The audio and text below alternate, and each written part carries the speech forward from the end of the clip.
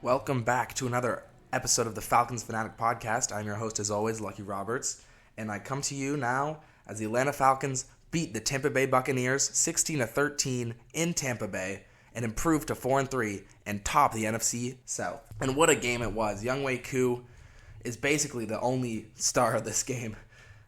There was definitely some stars, but not good performing stars.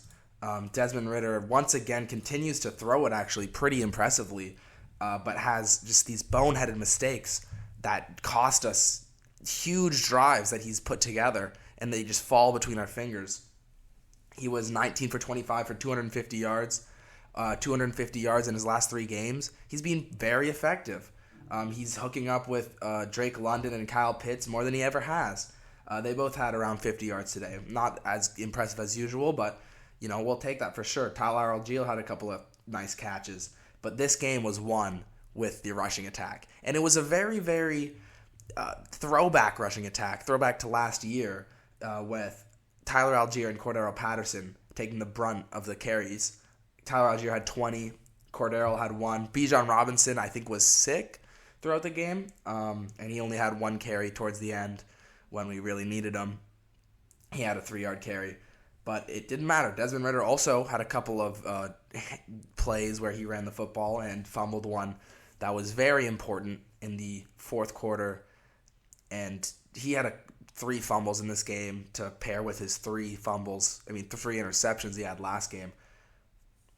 And that's really where we're starting to see the mistakes. It's no longer, him missing receivers completely. Or reading the defense horribly. It's just boneheaded mistakes that are very infrequent, but they are very costly.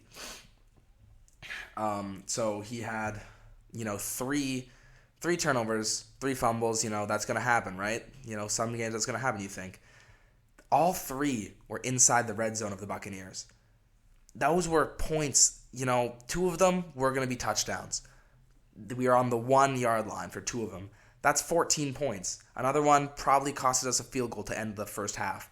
That is 17 points that the Falcons missed out. We should have had 30 points in this game. Easily could have had 32 points in this game. We end with 16.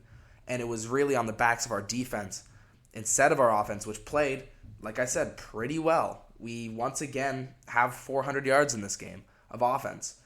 But it's just these costly mistakes that lead us to not capitalizing on these points. And it's something that you used to see with Dan Quinn back, 2017, 2016, where it was just an offense that could not capitalize in the red zone. And we're starting to see some shining of that. Last game, the Falcons notoriously on the 2-yard line couldn't get in the end zone and throw a pick. They messed 2 2-point conversions up. And it's just this game as well. Turnovers in important places. And that's going to cost you. And we're lucky it didn't cost us today. We once again beat the backs off these Buccaneers teams. And off this Buccaneers team, and we just won by 3 to end the game on a Younghoe Koo field goal. But like I said, it's really frustrating because Desmond Ridder is playing pretty well outside of these mistakes. And it's just so, you hope he can mop it up. And he's been mopping some of his mistakes up in the past. But it's just, we're in first place in the division. We're challenging for a spot. And it's really hard to see. And some of it, may fall on the shoulders of Arthur Smith. He got his running attack, actually functional for the first time in a couple of weeks. And it's funny because this time was without Bijan Robinson, one of the best running backs in the league, I think, already. But I think it's Desmond Ridder's, fault, I think, mainly. I think Arthur Smith is fine. He has some interesting decisions, but he means well, and it doesn't really affect the game to as much of a point that the Falcons has been affected by Desmond Ridder late in these games with these turnovers. But like I said, we won this game because of Atlanta's defense. And Nate Landman punched the ball out, got a fumble. That would have been 7. That would have been a turnover, 7 points off it if Ridder didn't fumble. Richie Grant had an interception in this game, which was huge. I mean, the Bucs would have this game would have gone to overtime if he doesn't get that. It could have been over. And it was really just one of those plays where it's like the Falcons are on their cycle of hope and despair and hope and despair, and it was time for a little hope. And that's where Richie Grant saved us. Caden Ellis, once again, he's flying around the football field. Jesse Bates had a couple of deflections as well, almost picks. It was really interesting because this Falcons secondary has been really, really impressive through the season, as I've elaborated before. But Jeff Okudah and A.J. Terrell, for some reason, against Mike Evans and Chris Godwin of this Buccaneers team, really could not stop holding them. It was jerseys galore for their hands. And it was 5 yards, automatic first down.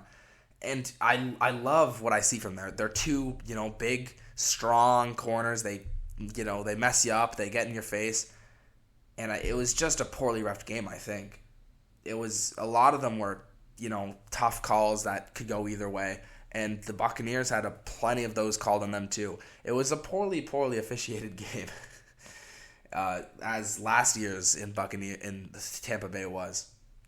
But we were able to come away with a win. But A.J. Terrell, Jeff Okudah, hopefully, maybe if A.J. Terrell's playing against a less big-bodied receiver, he has a more better game. But it was not their best. I think it was probably their worst performance of the season. But other than that, it was a great play by this defense as a whole. Calais Campbell continues to be amazing in run defense. You can just see him. There's like 2 or 3 plays a game where he just makes it look fun, which run defense is never fun. He finds a way. He just shoots into the backfield and stops a guy in his tracks. And he usually never even gets the tackle, but it's just the rerouting of the running back that allows him to get off track, and the Atlanta Falcons can swarm and take him down in the backfield. And he does that like 2 or 3 times a game, and it's fun to watch. There was a couple of pressure in this game. The Buccaneers quarterback, Baker Mayfield, is one of the least sacked quarterbacks in the league. I think the least. And we still found a way to get to him. And the thing I like about this pass rush is any of the 4 guys have pass rush moves, and it's usually off the basis of our coverage. It's usually off the basis of our coverage. Like you'll see, A.J. Terrell, Jeff Okudah covering up, and they never go for a sack and go for like a swim move and get themselves out of the way. You don't see anybody. They stay disciplined, and eventually they break through and get the sack. And it's really good because quarterbacks like Baker Mayfield, who love to scramble, never have an opportunity to. And the only time he had was when Arnold Ebiketie went for a cut inside on a play, and he ran for 30 yards, Baker Mayfield, which was huge. He lost contain, and that's something you never see. You never see from this Falcons pass rush. And I think it's, probably props to Lorenzo Carter and Bud Dupree, and obviously Calais Campbell, but they're disciplined, and I love that about them. It's something that you don't totally see. They do get a little bit jumpy on the quarterback where they're just missing, just tackle a guy. You don't have to put your hands up or jump at every pump fake. Just tackle the dude, and he's going to miss the throw. But I like what I saw. LaCale London, didn't know he was on the team. He recovered the fumble.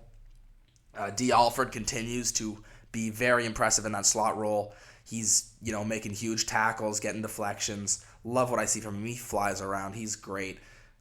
And Bud Dupree as well. He might be our best pass rusher this year. He's constantly getting pressure, and he jumps off the screen comparative to the other guys. Obviously, Grady Jarrett and Onyemata will have their pressures from inside the pocket. But I think on a game-to-game basis, he has the most pressures, Bud Dupree. And he also is a stout run defender. And that's something that you can't say too much about. Arnold Ebiketie, like I said, didn't really see much of him except for that horrible play that led to 30 yards and almost a win for the Buccaneers. But like I said, Richie Grant gets a pick. Nate Landman punches the ball out. And this Atlanta Falcons defense lets up only 13 points to the Buccaneers offense, which has been, pretty good so far. And they continue, this Falcons defense continues to punch guys in their face, just bloody them up a little, and it's something we haven't seen for years. We haven't had a defense like this for years, and it's good.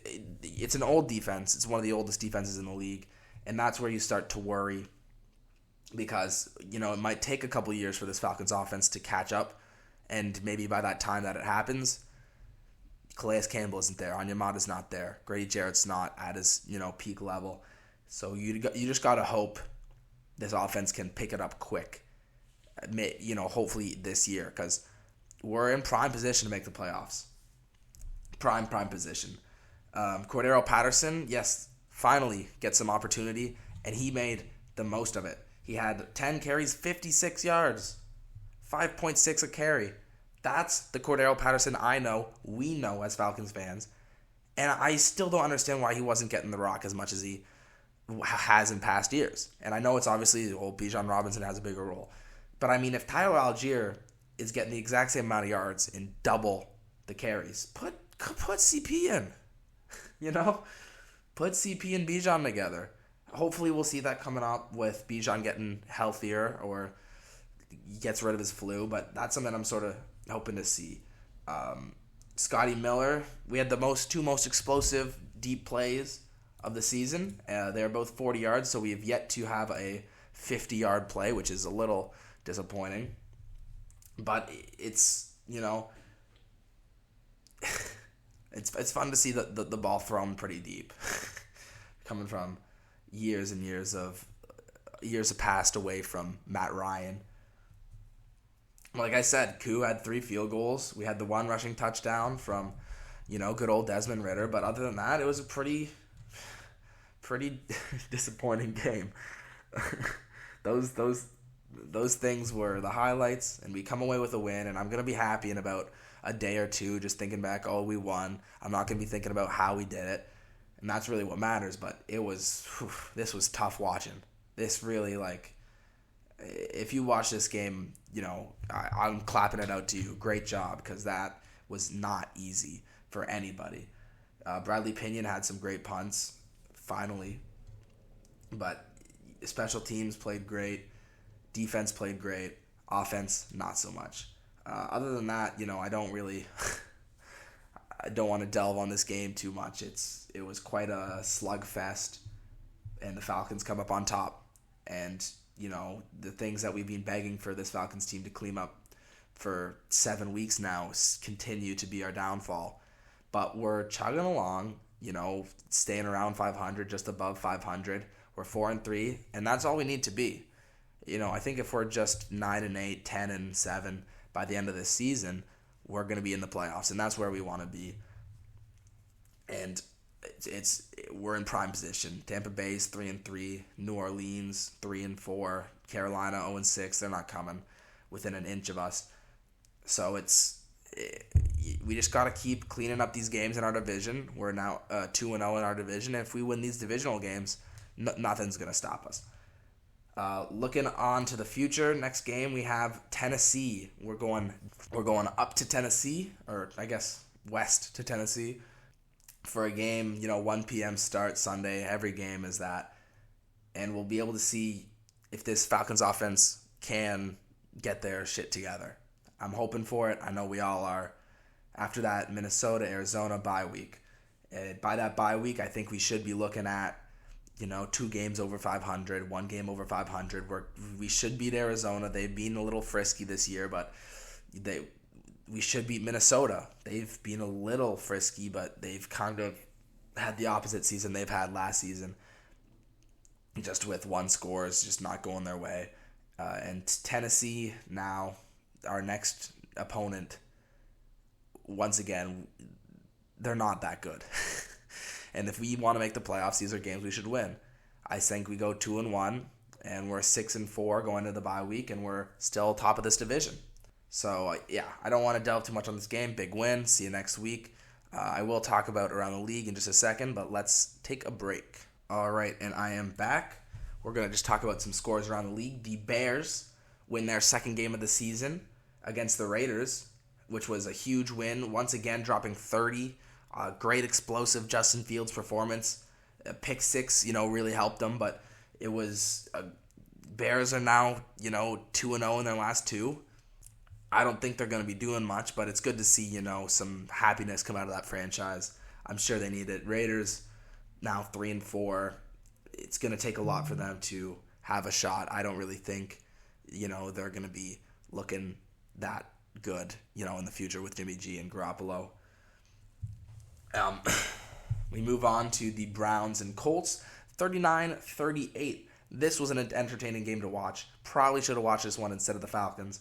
The Browns sneak away out of Lucas Oil Stadium with a win, 1 point over the Colts. They're now 4-2. Their defense, which has been so impressive, does not do the same. They let up 38 points to the Colts, without Anthony Richardson. Sure, they have Jonathan Taylor back, and he was good in this game, but you should not be letting up 38 points to the Colts with Anthony Richardson, let alone without. But they score 39 in an offense that hasn't been good. Deshaun Watson, I think, gets injured in this game. Wacky stuff. They win. They're the ones who should have won. That's how it goes. Just not the way you would have thought. Patriots against the Bills. Bills continue to lose weird games. From their wins are dominant. If it's close, they're going to lose them. The Patriots take it 29-25. I'm sure their fans are so very happy about that. They were leading basically this whole game.